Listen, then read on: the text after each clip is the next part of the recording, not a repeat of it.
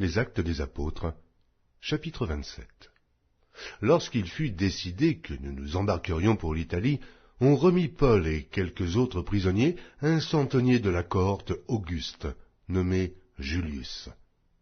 Nous montâmes sur un navire d'Adramite, qui devait côtoyer l'Asie, et nous partîmes, ayant avec nous Aristarque, Macédonien, de Thessalonique. Le jour suivant, nous abordâmes à Sidon, et Julius, qui traitait Paul avec bienveillance, lui permit d'aller chez ses amis et de recevoir leurs soins.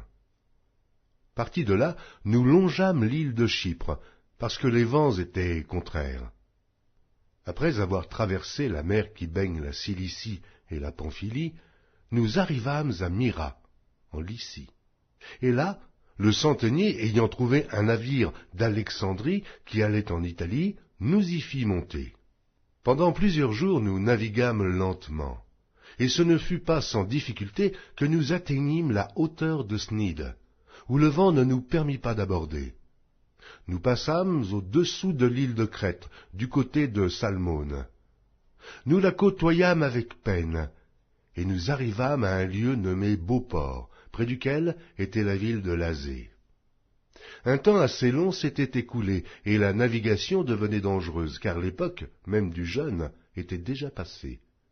C'est pourquoi Paul avertit les autres en disant « Ô hommes, je vois que la navigation ne se fera pas sans péril et sans beaucoup de dommages, non seulement pour la cargaison et pour le navire, mais encore pour nos personnes. » Le centenier écouta le pilote et le patron du navire plutôt que les paroles de Paul.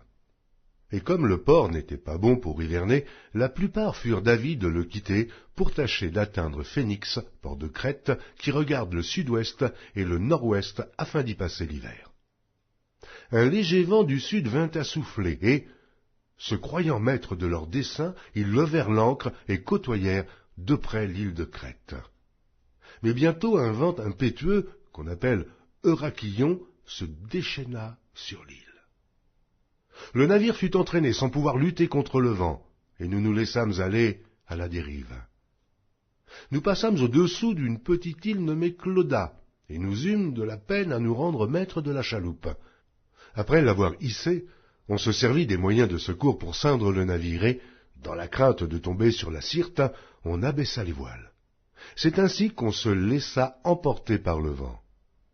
Comme nous étions violemment battus par la tempête, le lendemain, on jeta la cargaison à la mer, et le troisième jour, nous y lançâmes de nos propres mains les agrès du navire. Le soleil et les étoiles ne parurent pas pendant plusieurs jours, et la tempête était si forte que nous perdîmes enfin toute espérance de nous sauver. On n'avait pas mangé depuis longtemps. Alors Paul, se tenant au milieu d'eux, leur dit « Ô hommes, il fallait m'écouter, et ne pas partir de Crète, afin d'éviter ce péril et ce dommage. Maintenant je vous exhorte à prendre courage, car aucun de vous ne périra, et il n'y aura de perte que celle du navire. Un ange de Dieu à qui j'appartiens et que je sers m'est apparu cette nuit, et m'a dit, « Paul, ne crains point. Il faut que tu comparaisses devant César, et voici, Dieu t'a donné tous ceux qui naviguent avec toi. C'est pourquoi, ô homme, rassurez-vous, car j'ai cette confiance en Dieu qu'il en sera comme il m'a été dit. Mais nous devons échouer sur une île. » La 14e nuit, tandis que nous étions ballottés sur l'Adriatique, les matelots, vers le milieu de la nuit, soupçonnèrent qu'on approchait de quelque terre. Ayant jeté la sonde, ils trouvèrent 20 brasses.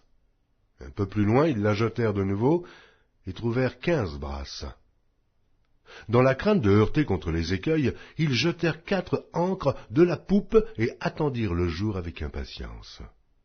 Mais, comme les matelots cherchaient à s'échapper du navire et mettaient la chaloupe à la mer sous prétexte de jeter les ancres de la proue, Paul dit aux centeniers et aux soldats, « Si ces hommes ne restent pas dans le navire, vous ne pouvez être sauvés. » Alors les soldats coupèrent les cordes de la chaloupe et la laissèrent tomber. Avant que le jour parût, Paul exhorta tout le monde à prendre de la nourriture, disant « C'est aujourd'hui le 14e jour que vous êtes dans l'attente et que vous persistez à vous abstenir de manger. Je vous invite donc à prendre de la nourriture, car cela est nécessaire pour votre salut. et il ne se perdra pas un cheveu de la tête d'aucun de vous. » Ayant ainsi parlé, il prit du pain, et, après avoir rendu grâce à Dieu devant tous, il le rompit, et se mit à manger. Et tous, reprenant courage, mangèrent aussi.